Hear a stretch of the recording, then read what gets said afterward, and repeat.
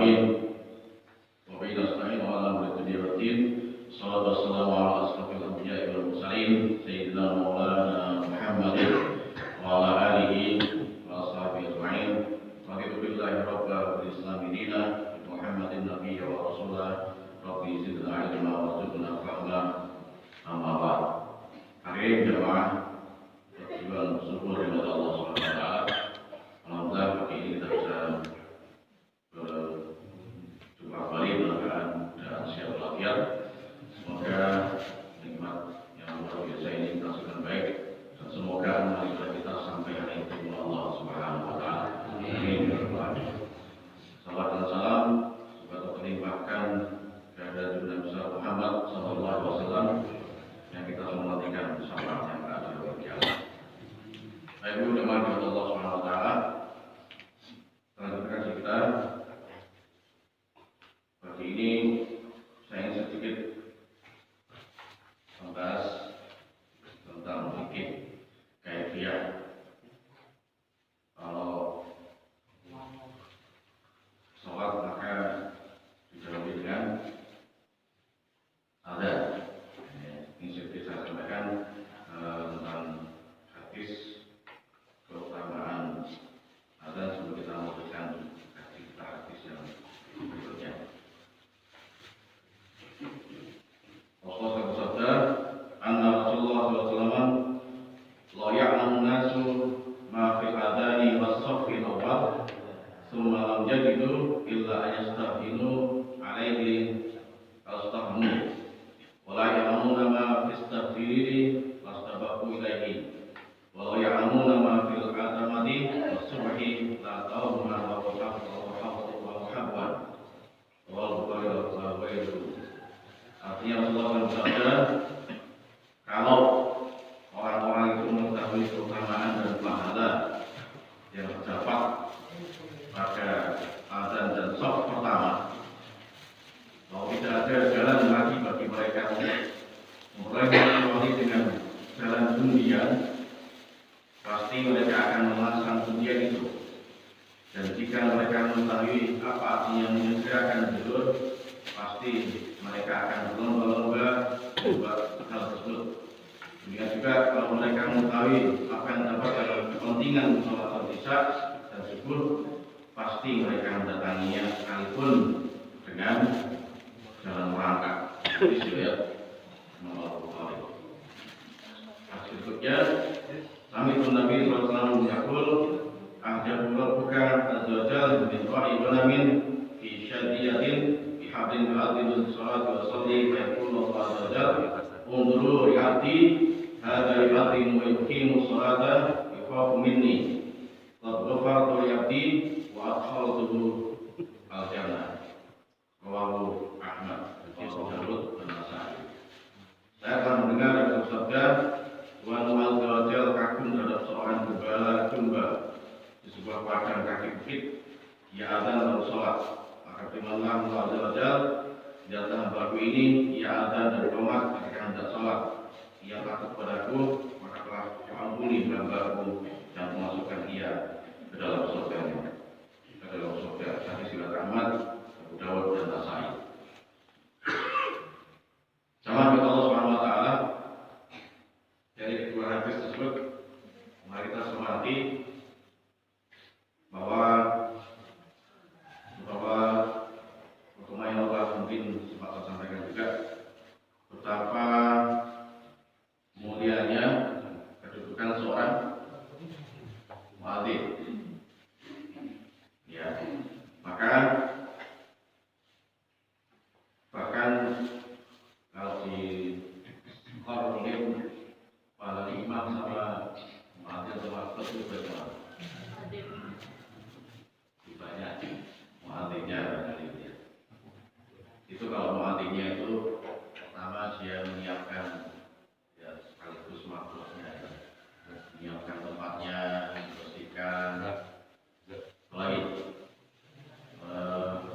dan kemudian setelah siap mengadzani, kemudian dikobat.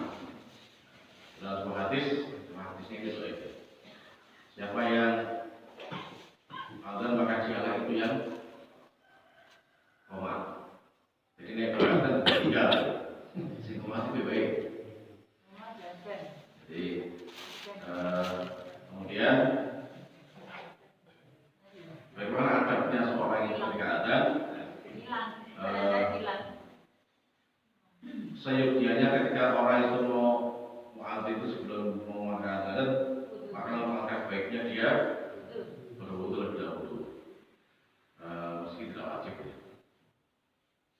Jangan kemudian tangi dulu adzan. Jadi karena di beberapa pihak yang disampaikan yang pertama, sunnahnya menyerukan adzan itu adalah sebelum menyerukan adzan disunahkan terlebih dahulu untuk bersuci. Ya, Nabi berjalan Nabi SAW, la yu'adzinu illa mutawadzirun wa ta'afahu kaidan. Saya berjalan Nabi SAW bersabda, tidak boleh adzan kecuali orang yang telah berwudu, sehingga hadis ini tidak boleh dimanfaatkan ini.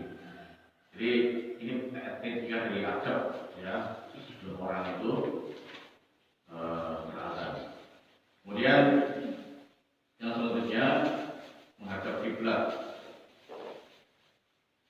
Setelah menghadap kiblat, ketika sampai pada hayya 'alas shalah, hayya 'alas shalah ya. Kalau sholat itu kan macam apa? Hayya 'alas shalah tiap waktu. Hayya 'alas sholati. Jadi hurufnya itu taknya tak marbutah. Jadi bukan kemudian lafalnya sholat. Kalau huruf terakhirnya itu artinya hak, maka kalimat salah. Tapi hayya 'alas shalah. Kemudian kadang-kadang kita menganggap sepele, kemudian lafalnya hayya 'alas shalah, terus keluar terakhirnya hurufnya apa? Ha. Padahal yang huruf ha itu hayya 'alal falah. Ini biar perhatian, termasuk kalau ketika meskipun ini bukan bahasa Al-Quran ya, karena kalau yang harus sesuai tajwid itu memang kalimat apa? Al-Quran harus dibaca sesuai tajwidnya. Kalau tidak sesuai tajwid salah. Termasuk Al-Fatihah. Hati-hati ketika kita jawab Al-Fatihah. Nah itu sudah menjadi rukun. Kalau tidak tartil maka sholat kita tidak sempurna.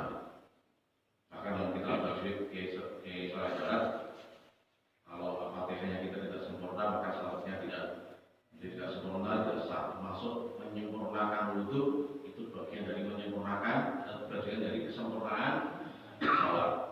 Malayatin wajib lagi wajib, menyempurnakan wudhu merupakan kewajiban untuk kesempurnaan sholat yang ada pada diri yang kita kerjakan.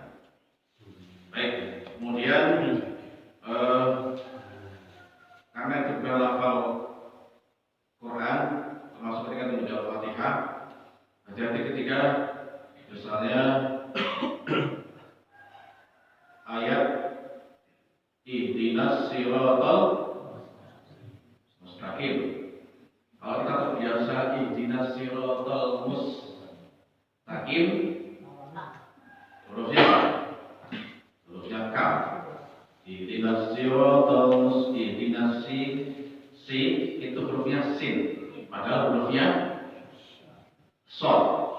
Ihdinas si, shad itu istilah dia harus mencucu. Ihdinas siratal mustaqim, meskipun tidak sampai mustaqim, tapi harus dibedakan antara kaf dengan qafnya. Ihdinas siratal mustaqim, mustaqim kan beda, didengarkannya beda dengan ihdinas siratal mustaqim. Mustaqim itu suaranya kaf. Maka ihdinas siratal mustaqim maka dibiasakan Termasuk kalau kita sholat sendiri itu hati-hati. Lebih-lebih kalau udah kita satu ketika harus menjadi imam. Nah ini harus betul kita perhatikan. Siratal ladzina an'amta an'amta Siratal ladzina an'amta alaihim, ainnya harus konsisten. An'amta alaihim ghairil maghdubi alaihim waladdallin. Nah itu ya. Itu ketika baca Al-Fatihah hati-hati di ayat-ayat yang seperti itu. Masuk bukan alhamdulillah.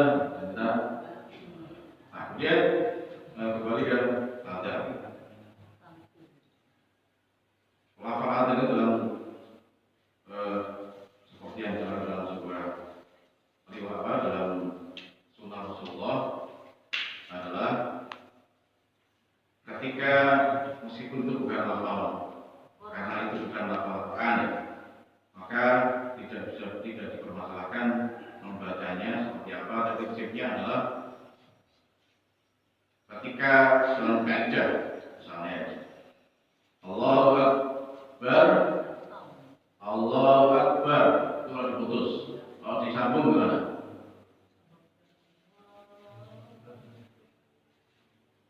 Kalau disambung kan kalimatnya Allahu Akbar, maka jangan kayak kalau dengar ada orang yang ada Allahu Akbar, Allah.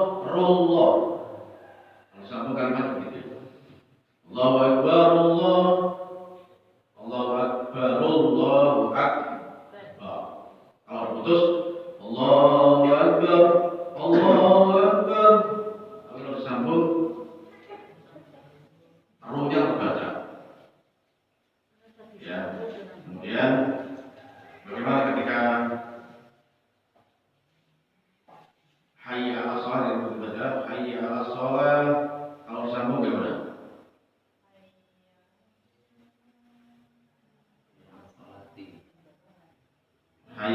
Kemudian ketika jadi hayya 'alas tulisan aslinya hayya 'alas sholati hayya 'alal falahi. Jadi belum sholat itu tak marfu hayya 'alas sholat. Ya. Kemudian hayya 'alal falah. Kemudian hayya 'alas sholat. Hayya 'alal falah. Ya. Ya, ha.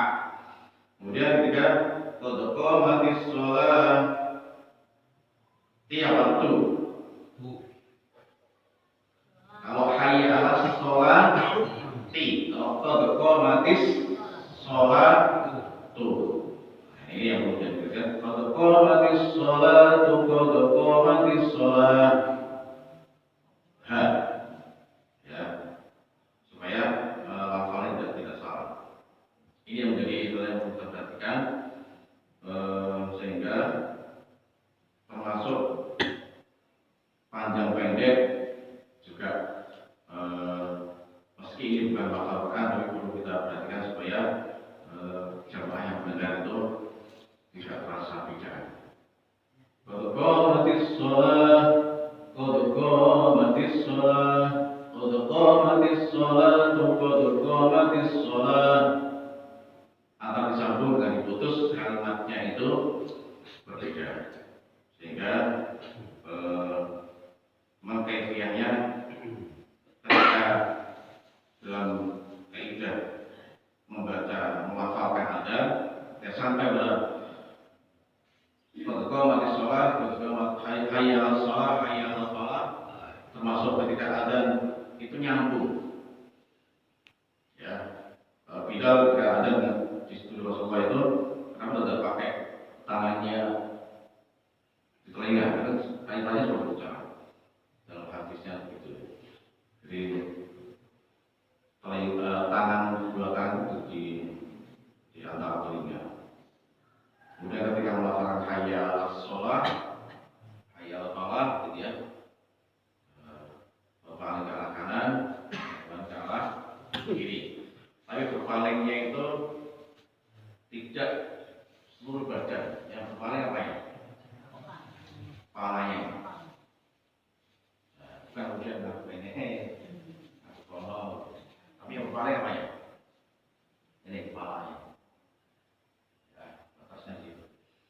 Nah ini hal yang perlu saya tambahkan dalam azan supaya kita semua sedikit ada pengetahuan tentang azan dan hadis keutamaan azan, termasuk ada orang yang menggembala, kemudian ketika sampai pada waktu sholat dia berhenti dan mengulang azan dan sholat. Ini bagian dari hal yang berkaitan bahwa ketika kita bekerja ya, kemudian sampai pada waktu untuk ibadah sholat, maka tinggalkan pekerjaan kita itu untuk sementara dan mari menuju pada sholat. Jadi itu etos kerja seorang muslim adalah waktunya bekerja, waktunya beribadah. Karena usia kita itu adalah dalam rangka menunggu takdir, ya takdir kematian kita. Maka bekerja kita dalam rangka untuk menunggu waktu sholat. Kalau siang berarti tidur, selesai tidur, kerja lagi, ya kemudian menunggu waktu asar sampai asar maka sholat, ibadah, aktivitas lagi, kemudian maghrib sampai seperti itu terus. Itu berputar. Oleh karena itu, Allah, mari jangan sampai kita tinggalkan kewajiban-kewajiban yang prinsip, sehingga hal yang menjadi kewajiban kita tidak terabaikan hanya gara-gara aktivitas kita sehari-hari. Ini sebagai pengantar pada kesempatan ini. Yang berikutnya saya ingin sampaikan hadis berkaitan dengan lanjutan yang kemarin.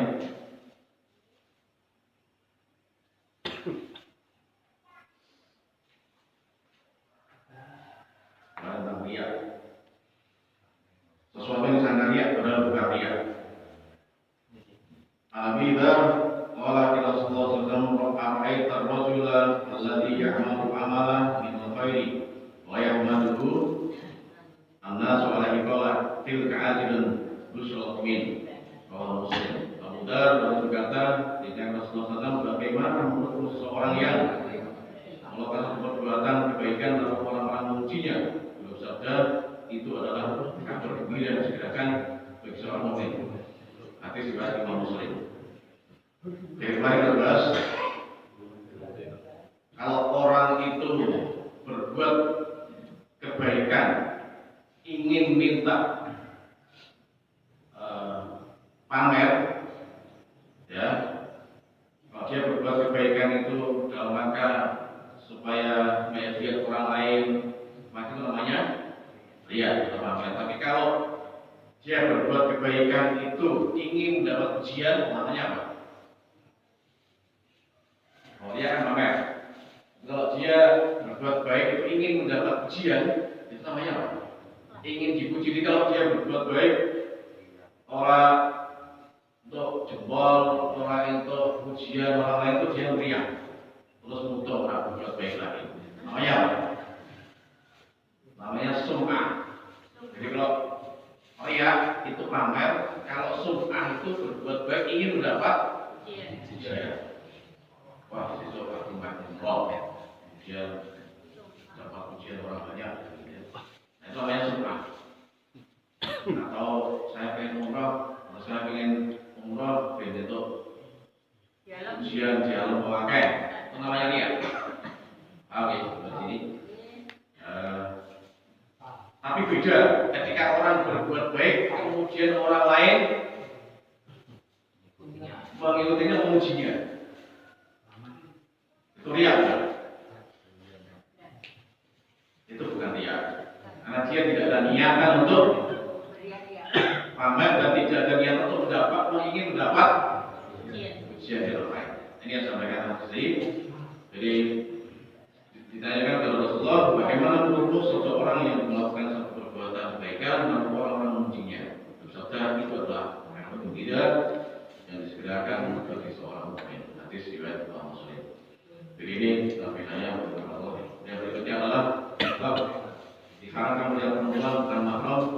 laki-laki remaja yang bagus parasnya tanpa ada perbuatan syar'i. Kalau mulai musyrikin kullu mu'mina yaghuddu min absarihim.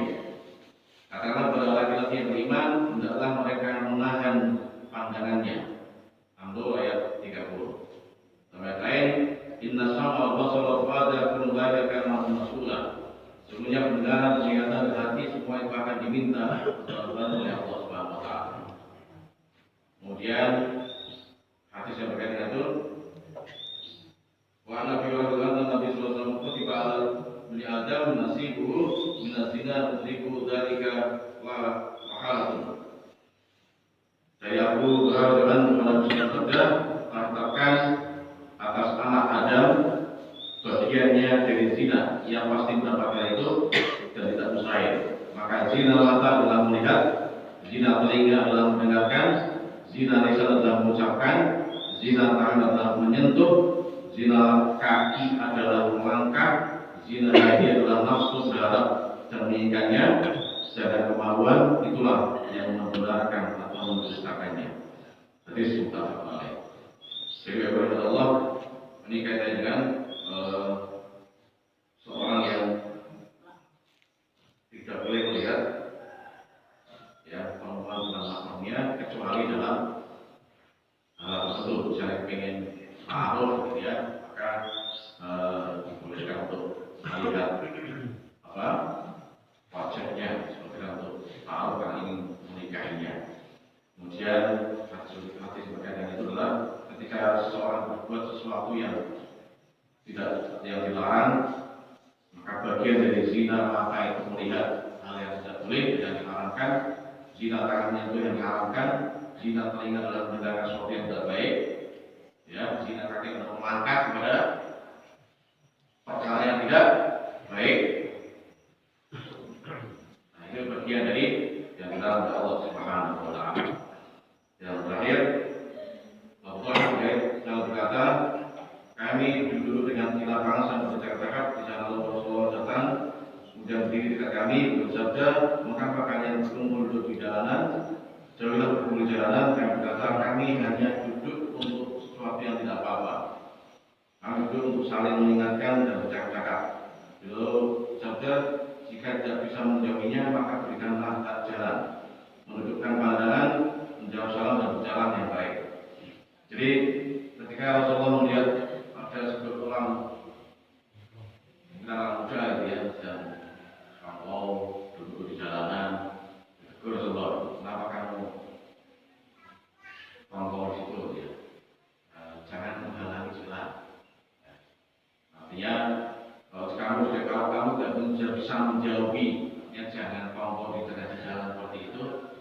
Lihat jalan orang yang berjalan, ketika ada salam, jawab salam itu. Jadi itu adab berkaitan dalam hal-hal yang kaitannya dengan membiasakan untuk sesuatu yang baik. Kemudian berikutnya, Ummu Salamah berkata, Nabi Rasulullah ketika Maimunah juga sedang bersama beliau datang untuk Ummi Maktum, dan dari itu setelah kami memerintahkan untuk berhijab, maka bersabda, berhijablah kalian berdua dari Ummi Maktum. Kami berkata, Rasulullah berkata dia buta, dia tidak melihat kami dan tidak mengenali kami. Maka bersabda, apakah kalian berdua buta? Bukankah kalian berdua ada melihatnya? Nah ini. Kemudian Abu Sa'id Rasulullah menjawab, bersabda, seorang laki tidak boleh melihat aurat laki-laki dan perempuan tidak boleh melihat aurat perempuan. Seorang laki-laki tidak boleh berselimut bersama laki-laki lain dalam satu kain, dan juga perempuan tidak boleh berselimut dengan perempuan lain dalam satu kain. Tapi sudah belum muslim. Jadi ini kan jika adab hijab seorang laki-laki dan perempuan yang bukan muslimnya. Nah ini sehingga dijelaskan bagaimana ketika seorang itu meskipun buta, ya, tapi yang lain kan tidak buta, maka wajib menutup auratnya. Jadi ketika itu Abdullah bin Maktum melihat seorang wanita yang usia meskipun bin Maktum itu buta, tapi yang wanita yang tidak buta, maka buta itu ketika dia seorang wanita untuk diwajibkan menutup auratnya.